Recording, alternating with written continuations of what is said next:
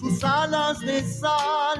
Yo soy un árbol herido, sintiendo sus alas de sal. Con cruces ese de lucero me clava su nombre en la piel.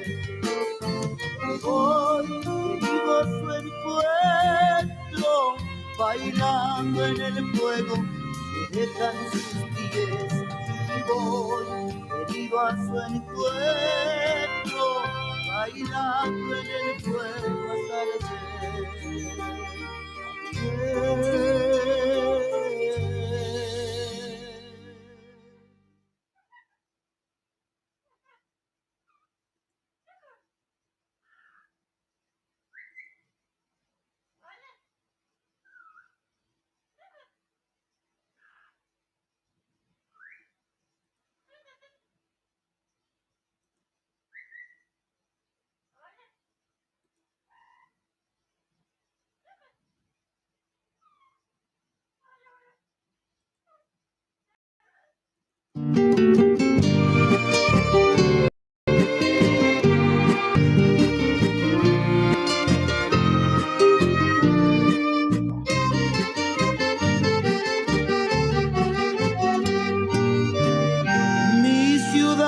Santiago, oh madre de ciudades, hay un niño en mi alma que lejos te lloró.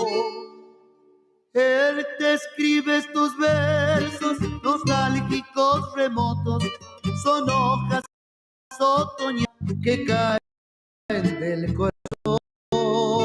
Es un poema escapado de un gol de Litaluna, de una piña de Chiro, de un doble de Lledó, de una noche cuajada de estrellas y vidalas, y de una chaca